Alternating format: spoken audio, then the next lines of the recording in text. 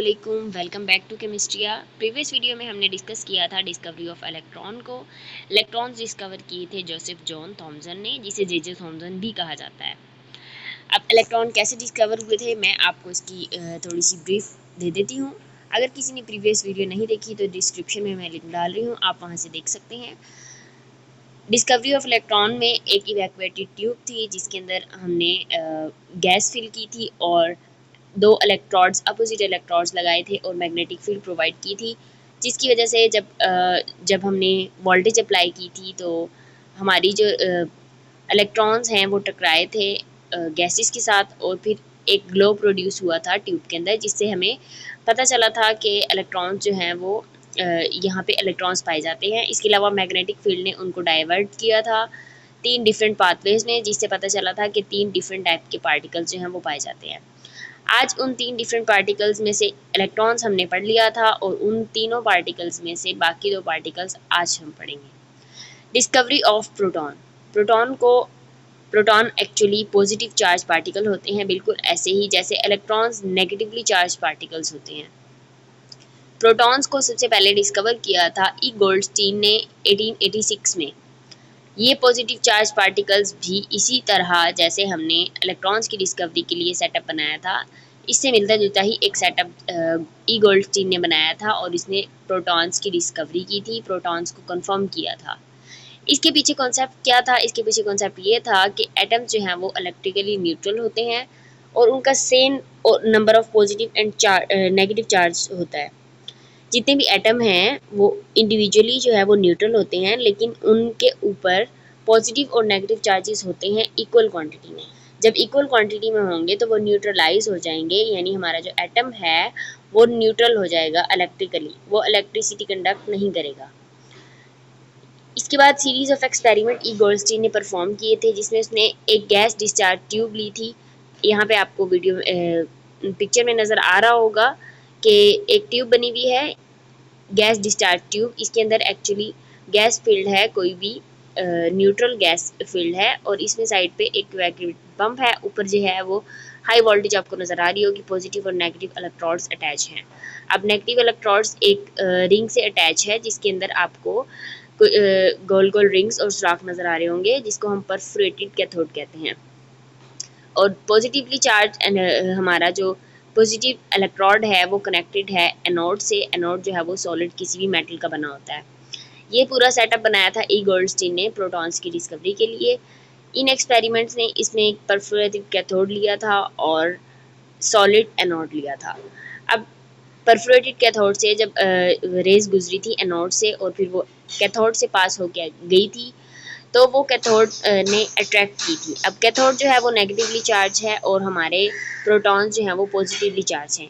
जब कैथोड ने उनको अट्रैक्ट किया तो इससे पता चला कि कैथोड से अपोजिट चार्ज है आने वाले पार्टिकल्स, आने वाली रेज का, और उन रेज को उसने नाम दिया था कैनल रेज या एनोड रेज। कैनल रेज इस वजह से कहा था कि ये जो कैथोड हमने लिया है इसके अंदर हमने परफोरेशंस लिए हैं, सुराख लिए हैं, एक कैनल की तरह। कैनल आप समझ लें जैसे एक नाले या एक ट्यूब की तरह। तो वो रेस इन सुराखों से गुजर के गई थी, इसलिए इसका नाम जो है वो कैनल रेस रखा गया था। ये एनोड रेस, कैनल रेस या फिर प्रोटॉन्स, इनको बाद में नाम दिया गया था। इनको आप कह सकते हैं एनोड रेस जो है वो पॉजिटिवली चार्ज की वजह से, कैनल रेस जो है वो कैथोड्स की परफोरेशन इस सेटअप की वजह से जो पहली दफ़ा बनाया गया था प्रोटॉन्स की डिस्कवरी के लिए। अब इन रेस की प्रॉपर्टीज़ क्या हैं कि सबसे पहले तो ये रेस जो हैं वो डिपेंड करती हैं गैस के ऊपर जो हमने डिस्चार्ज ट्यूब में यूज़ की है। हमने इलेक्ट्रॉन की डिस्कवरी में भी डिस्चार्ज ट्यूब के अंदर गैस यूज़ की थी, लेकिन इलेक्ट्रॉन्स जो हैं वो डिस्चार्ज ट्यूब की गैस पे डिपेंड नहीं करते, क्योंकि इलेक्ट्रॉन्स सबके अंदर सेम होते हैं। लेकिन प्रोटॉन्स जो हैं वो गैस की जो गैस है डिस्चार्ज ट्यूब में जो हमने गैस फिल की है उस पर डिपेंड करते हैं, क्योंकि डिफरेंट गैसेस जो हैं वो डिफरेंट नंबर ऑफ प्रोटॉन्स रखती हैं। जब उनके इलेक्ट्रॉन शट डाउन हो जाते हैं तो वो डिफरेंट चार्ज पार्टिकल्स बनाती हैं, जिसकी वजह से ये जो प्रॉपर्टीज़ या एनोड या फिर पॉजिटिव रेज हमारी डिस्कवर हुई थी ये गैस के ऊपर डिपेंड करती हैं। जिस गैस के साथ ये टकराएंगी और पॉजिटिव पार्टिकल्स प्रोड्यूस करेंगी उनका एटॉमिक मास, एटॉमिक नंबर जो है वो डिफरेंट होगा। इससे नेक्स्ट टॉपिक्स में आपने पढ़ना है कि एटॉमिक नंबर और एटॉमिक मास क्या होता है। तो यहाँ पे आप सिर्फ इतना समझ लें कि ये एक प्रॉपर्टी है कैथोड रेज की कि वो डिस्चार्ज ट्यूब की गैस पे डिपेंड करती है। In fact, what he discovered was gas ions and this also included hydrogen ions. सबसे पहले उसने गैस आइंस डिस्कवर किए थे जिसके अंदर हाइड्रोजन आइंस भी थे। असल में आइंस प्रोड्यूस हुए थे जब एनोड से हमने इलेक्ट्रिसिटी गुजारी थी। तो एनोड एक मेटल है, वहाँ से इलेक्ट्रॉन्स मेटल से हैं, इलेक्ट्रॉन रिलीज हुए, इलेक्ट्रॉन रिलीज होने से इलेक्ट्रिसिटी कंडक्ट हुई और जो इलेक्ट्रॉन रिलीज होने की वजह से गैस के जो पार्टिकल्स बने थे वो पॉजिटिवली चार्ज पार्टिकल्स बने थे। किसी भी एटम में से अगर हम इलेक्ट्रॉन्स निकाल दें तो इलेक्ट्रॉन नेगेटिवली चार्ज स्पीशी है वो अलग हो जाता है और जो पीछे हमारे पास बचता है वो पॉजिटिवली चार्ज के टाइम्स बचते हैं। तो जब ये गैस जो है वो हमने जो फिल की थी ट्यूब के अंदर, जब इसके अंदर से हमने रेस गुजारी हैं तो इलेक्ट्रॉन्स निकल जाने के बाद जो पार्टिकल्स बचे वो पॉजिटिवली चार्ज पार्टिकल्स थे और इस प्रोसेस के अंदर हाइड्रोजन भी प्रोड्यूस हुए थे, हाइड्रोजन आयन प्रोड्यूस हुए थे। लेकिन इस वक्त जो गोल्डस्टीन था जिसने ये एक्सपेरिमेंट किए थे उसको इनकी इम्पोर्टेंस का भी नहीं पता था और ये भी नहीं पता था कि पार्टिकल्स क्या होते हैं। सिर्फ ये थ्योरी थी उसकी कि पॉजिटिवली और नेगेटिवली चार्ज पार्टिकल्स जो हैं वो एक एटम में ज़रूरी होते हैं, एक एटम में इक्वल अमाउंट में होते हैं, क्योंकि किसी भी एटम को न्यूट्रलाइज करने के लिए ज़रूरी है कि नेगेटिव और पॉजिटिव स्पीशीज़ जो हैं वो उसमें इक्वल हों। तो यही इसकी थ्योरी थी कि अगर किसी किसी एटम के अंदर नेगेटिव पार्टिकल्स तो हैं लेकिन उसके ऊपर चार्ज नहीं है ओवरऑल, तो उसके अंदर पॉजिटिव पार्टिकल्स भी ज़रूर होंगे। उसके बाद रदरफोर्ड ने एक्सपेरिमेंट किया था जिससे प्रूफ किया हुआ था कि हाइड्रोजन न्यूक्लियस जो है वो दूसरे न्यूक्लियाई में पाया जाता है। अब जो एक्सपेरिमेंट गोल्डस्टीन ने किए थे और जिस भी गैस के साथ किए थे, उसके बाद जब फर्दर एक्सपेरिमेंट किए गए तो पता चला कि हाइड्रोजन के आयंस जो हैं वो हाइड्रोजन के प्रोटॉन्स जिनको हम कहते हैं वो बाकी डिफरेंट न्यूक्लियाई में भी पाए जाते हैं। रदरफोर्ड ने देखा था कि हाइड्रोजन न्यूक्लियस या प्रोटॉन जो है वो fundamental building block of all nuclei हो सकता है। इस वजह से हो सकता है कि हाइड्रोजन जो है वो स्मॉलेस्ट आयन या स्मॉलेस्ट केटाइन जो है वो प्रोड्यूस होता है किसी भी एक्सपेरिमेंट में। ये सीरीज ऑफ एक्सपेरिमेंट्स थे जिससे पता चला था कि हाइड्रोजन जो है वो स्मॉलेस्ट पार्टिकल है और ये फंडामेंटल हो सकता है, एक बिल्डिंग ब्लॉक हो सकता है जिसकी बेस पे हम बाकी के प्रोटॉन्स डिस्कवर कर सकें, बाकी के प्रोटॉन्स को स्टडी कर सकें और इसके अलावा भी न्यू पार्टिकल्स जो हैं जो प्रोटॉन्स के अलावा पाए जाते हैं एटम के अंदर, हम उनको स्टडी कर सकें। तो पहला पार्टिकल हमारा इलेक्ट्रॉन था, दूसरा पार्टिकल हमारा प्रोटॉन था। इसके बाद हमने तीसरे पार्टिकल को स्टडी करना है, डिस्कवरी ऑफ न्यूट्रॉन। अब एक पार्टिकल डिस्कवर हो गया, नेगेटिव इलेक्ट्रॉन की डिस्कवरी के बाद एक थ्योरी के तहत गोल्डस्टीन ने कहा था कि एटम जो है वो ओवरऑल तो न्यूट्रल है, तो इसका मतलब है कि एटम के अंदर पॉजिटिव और नेगेटिव चार्ज स्पीशीज़ दोनों पाई जाती हैं और इक्वल अमाउंट में पाई जाती हैं।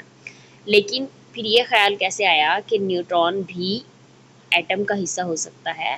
तो ये ख्याल इस वजह से आया कि जब हम किसी भी एटम का एटॉमिक नंबर और एटॉमिक मास कंपेयर करते थे, जब हमने उसका एटॉमिक मास किया तो खाली इलेक्ट्रॉन और प्रोटॉन के वेट ऐड करने से एटम का मास जो है वो पूरा नहीं होता था।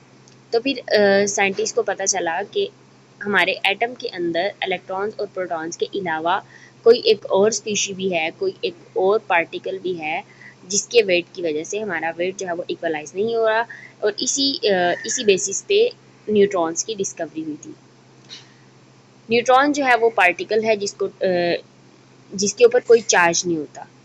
इसकी डिस्कवरी इसी बेस पे हुई थी कि एटम का जो है वो मास पूरा नहीं हो रहा था और लेकिन जब हमने एक्सपेरिमेंट्स किए थे तो हमें कोई भी ऐसा पार्टिकल नहीं मिला था, चार्ज पार्टिकल पॉजिटिव नेगेटिव के अलावा, जिससे हम पता चला सकें कि एटम में और क्या है। तो इससे हमें पता चला कि न्यूट्रॉन जो है वो एक न्यूट्रल स्पीशी है और मास ऑफ न्यूट्रॉन जो है वो प्रोटॉन के मास के इक्वल है। इसी वजह से जब हम मास करते थे खाली इलेक्ट्रॉन और प्रोटॉन का डाल के तो मास में बहुत ज़्यादा डिफरेंस आता था क्योंकि न्यूट्रॉन का मास प्रोटॉन के इक्वल है। ये तीनों पार्टिकल्स इलेक्ट्रॉन, प्रोटॉन और न्यूट्रॉन का, इनके फंडामेंटल पार्टिकल्स, इनका नाम जो है वो बाद में दिया गया था और ये सब जो है वो एटम को रिप्रेजेंट करते हैं।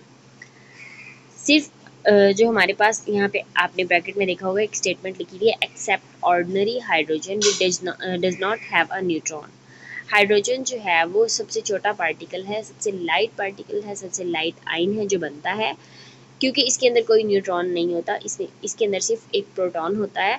जब हम हाइड्रोजन न्यूक्लियस से इलेक्ट्रॉन निकाल देते हैं तो सिर्फ और सिर्फ एक प्रोटॉन बचता है हाइड्रोजन में और ये एक्सेप्शन है, इसमें कोई न्यूट्रॉन नहीं होता।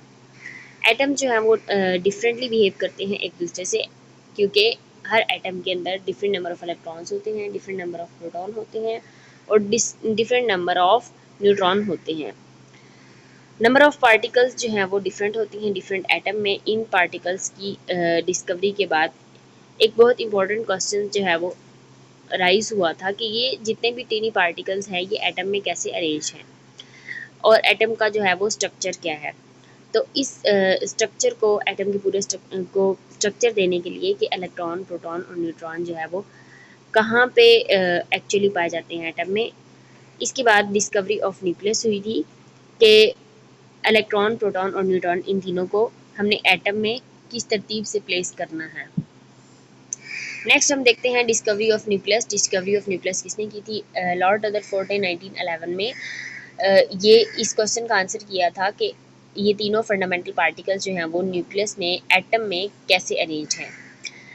बेसिकली इसने बताया था कि हमारा जो एटम है उसके दो हिस्से हैं, एक सेंट्रल पार्ट है जो हैवी है और एक आउटर शेल्स हैं जो इमेजिनरी हैं। आप पहले, मैं आपको इसको ब्रीफ कर देती हूँ शॉर्टली, फिर उसके बाद हम देखेंगे कि यहाँ पे क्या बताया गया है। सेंट्रल पार्ट है जो हैवी है और उसके अंदर प्रोटॉन और न्यूट्रॉन है और इसके सर्कल में, इसके राउंड में ऑर्बिटल्स हैं, शेल्स हैं जिनके अंदर इलेक्ट्रॉन पाए जाते हैं। और ये साइंटिस्ट ने जो है वो एक इमेजिनरी शेप बनाई है एटम की, कि ऐसे होता है कि सेंटर में हमारे पास एक हैवी न्यूक्लियस होता है, एक सॉलिड मैस होता है जिसको हम न्यूक्लियस कहते हैं और उसकी सराउंडिंग में हमारे पास इलेक्ट्रॉन्स होते हैं। रदरफोर्ड ने सीरीज ऑफ एक्सपेरिमेंट किए थे जिसने हिट किया था stream of special type of particle to a thin gold foil. Rutherford ने जो एक्सपेरिमेंट किए थे उसने एक गोल्ड की फॉइल ली थी, यानी एक सोने की पतली सी शीट ली थी। गोल्ड हमारे पास एक मेटल है, तो उससे उसने एक स्ट्रीम ऑफ पार्टिकल्स गुजारी थी, स्पेशल टाइप ऑफ पार्टिकल्स गुजारे थे। अब हमने 3 टाइप के पार्टिकल पढ़ लिए हैं, इलेक्ट्रॉन, प्रोटॉन और न्यूट्रॉन। अब रदरफोर्ड ने स्पेशल टाइप ऑफ पार्टिकल्स गुजारे थे गोल्ड की फॉइल के साथ। इस एक्सपेरिमेंट से इसने कंक्लूड किया था कि एटम के दो पोर्शन हैं, एक टीनी सेंट्रल पोर्शन है जिसका नाम है न्यूक्लियस। जब उसने वो पार्टिकल्स जो उसने यूज़ किए थे, जो उसने गोल्ड फाइल से गुजारे थे, तो उसने देखा था कि कुछ पार्टिकल्स जो हैं वो वहीं पे स्टक हो जाते हैं और कुछ पार्टिकल्स जो हैं वो निकल जाते हैं। स्टक होने की वजह ये थी कि न्यूक्लियस वाला जो पार्ट है वो हैवी है, जो पार्टिकल्स हमारे जा रहे हैं वो वहाँ पे स्टक हो गए हैं और जो लाइट पार्टिकल्स हैं वो वहाँ से गुजर गए हैं। उसने कंक्लूड किया था कि हमारे जो एटम है उसके दो पोर्शन हैं, एक सेंट्रल पोर्शन है जिसको हम न्यूक्लियस कहते हैं, उसका एरिया लार्ज होता है जो उसको सराउंड करता है, जिसको हम एक्स्ट्रा न्यूक्लियर पोर्शन कहते हैं। एक्स्ट्रा न्यूक्लियर पोर्शन इस वजह से कहते हैं कि इसके अंदर, इस वाली स्पेस के अंदर हमारे पास प्रोटॉन होंगे और न्यूट्रॉन होंगे और इसका पूरे एटम में जो असल में मैस होता है वो न्यूक्लियस का ही होता है। इसके अलावा ये डिस्कवर किया गया था कि ऑल मैस ऑफ एटम जो है वो कंसनट्रेट होता है न्यूक्लियस में, because both the heavy particle proton और neutron found to be present here. दोनों हैवी पार्टिकल्स प्रोटॉन और न्यूट्रॉन, इन दोनों का मैस भी सेम होता है और ये जो है वो न्यूक्लियस में पाए जाते हैं, तो जाहिर है वही एक हैवी जगह होगी। इलेक्ट्रॉन जो है वो लाइट पार्टिकल्स हैं, वो सराउंडिंग में होते हैं और उनको इमेजिनरी स्पेस में कंसीडर किया जाता है साइंटिफिक वर्ल्ड में। न्यूक्लियस में दो पार्टिकल्स जो हैं वो कैसे पाए जाते हैं, इकट्ठे कैसे पाए जाते हैं, वो एक स्ट्रॉन्ग न्यूक्लियर फोर्स के थ्रू पाए जाते हैं। जैसे हम ग्रेविटेशनल फोर्स पे बिलीव करते हैं कि ग्रेविटेशनल फोर्स पाई जाती है, इसी तरह न्यूक्लियस के अंदर न्यूक्लियर फोर्स पाई जाती है। आपको पता है कि अपोजिट चार्जेस जो हैं वो एक दूसरे को अट्रैक्ट करते हैं। अब हमने कहा कि न्यूक्लियस जो है वो उसके अंदर प्रोटॉन भी है और न्यूट्रॉन भी है। न्यूट्रॉन तो चले न्यूट्रल पार्टिकल है, उसके ऊपर कोई चार्ज नहीं है, लेकिन प्रोटॉन जो है वो पॉजिटिव पार्टिकल है। और हम ये कहते हैं कि इलेक्ट्रॉन जो है वो न्यूक्लियस में नहीं है बल्कि न्यूक्लियस के बाहर आउटर साइड पे है, जैसे जिसको हमने एक्स्ट्रा न्यूक्लियर पोर्शन भी कहा था। तो सॉरी, यहाँ पे एक्स्ट्रा न्यूक्लियर पोर्शन जो है वो न्यूक्लियस को ही कहा गया है। हमने कहा था कि जो सेंट्रल पोर्शन है उसके अंदर प्रोटॉन और न्यूट्रॉन है और सराउंडिंग में इलेक्ट्रॉन है। अब आपको पता है कि अपोजिट चार्जेस जो है वो एक दूसरे को अट्रैक्ट करते हैं। इलेक्ट्रॉन नेगेटिव चार्ज है, प्रोटॉन पॉजिटिव चार्ज है। तो एटम का स्ट्रक्चर कैसे डिज़ाइन करें कि अगर हम ये कहते हैं कि सेंटर में प्रोटॉन और न्यूट्रॉन है और सराउंडिंग में इलेक्ट्रॉन है, तो इलेक्ट्रॉन और प्रोटॉन एक दूसरे को अट्रैक्ट करके ये भी तो इकट्ठे हो सकते हैं, और जब ये इकट्ठे होंगे तो ये इकट्ठे रह नहीं सकते क्योंकि ये अपोजिट चार्जेस के साथ हैं। तो नेक्स्ट हमने देखना है एटम की डिस्कवरी को, कि डिफरेंट साइंटिस्ट ने डिफरेंट किस्म के मॉडल्स पेश किए थे जिस पे उन्होंने बताया था कि एटम का ये स्ट्रक्चर है, एटम का ये स्ट्रक्चर है, एटम का ये स्ट्रक्चर है। और टाइम के टाइम उन डिफरेंट मॉडल्स पे, उन डिफरेंट एक्सपेरिमेंट्स के थ्रू उन डिस्कवरीज़ को, जितनी भी थ्योरीज पेश की गई थी उनको काउंटर चेक किया गया, उनको ऑब्जर्व किया गया, उन पर डिफरेंट एक्सपेरिमेंट किए गए और फिर एटम का स्ट्रक्चर जो है वो कंफर्म किया गया। यहाँ पे आपको टेबल दिखाई दे रहा होगा जिसके अंदर हमारे पास तीनों पार्टिकल्स हैं, इलेक्ट्रॉन, प्रोटॉन, न्यूट्रॉन, उनके चार्जेस और उनके मैसेज हैं। इलेक्ट्रॉन का चार्ज तो नेगेटिव होता है और इसके ऊपर कितना अमाउंट ऑफ चार्ज होता है वो 1.6022 10⁻⁻19 कॉलम्स होता है। कॉलम्स इसका यूनिट है चार्ज का। प्रोटॉन के ऊपर पॉजिटिव चार्ज होता है और हमने पढ़ा था कि नंबर ऑफ चार्जेस जो हैं वो सेम होते हैं, यानी कि नंबर ऑफ इलेक्ट्रॉन्स और नंबर ऑफ प्रोटॉन्स किसी भी एटम के अंदर सेम होते हैं। तो प्रोटॉन के ऊपर पॉजिटिव चार्ज लगा के आप सेम चार्ज लिख सकते हैं 1.6022 10⁻⁻19 कॉलम्स। उसके बाद इलेक्ट्रॉन का मैस है, इलेक्ट्रॉन का मैस होता है 9.109 10⁻³ किलोग्राम। प्रोटॉन और न्यूट्रॉन का जो मैस है वो अप्रॉक्सीमेटली सेम होता है। आप देखें 1.673 है और न्यूट्रॉन का 1.675 है, 10⁻⁻27 किलोग्राम। ये इतने छोटे मैसेज हैं, इनके लिए डिफरेंट यूनिट्स जो हैं वो डिस्कवर किए गए थे, डिफरेंट टेक्निक्स यूज़ की गई थी इनके मैस को मेजर करने के लिए। अब नेक्स्ट आपने खुद भी सोचना है बैठ के कि एटम का पॉसिबल स्ट्रक्चर जो है वो क्या हो सकता है। इंशाल्लाह नेक्स्ट वीडियो में हम पढ़ेंगे कि डिफरेंट किस्म के मॉडल्स जो दिए गए थे उनमें से एक बहुत अहम मॉडल था जिसको हम बोहर एटॉमिक मॉडल कहते हैं, जो पेश किया गया था एटम के स्ट्रक्चर्स को बताने के लिए। नेक्स्ट वीडियो में इंशाल्लाह हम पढ़ेंगे कि बोहर एटॉमिक मॉडल क्या होता है, किस तरह से ये वैलिड है, एटम के स्ट्रक्चर को किस तरह ये जस्टिफाई करता है कि एटम का स्ट्रक्चर ये ही होगा। इसके अलावा हम देखेंगे एटॉमिक नंबर और एटॉमिक मैसेज क्या होते हैं। अगर आपको कोई भी बात समझ ना आई हो तो आप लोग कमेंट्स करके पूछ सकते हो। मिलते हैं नेक्स्ट वीडियो में, तब तक के लिए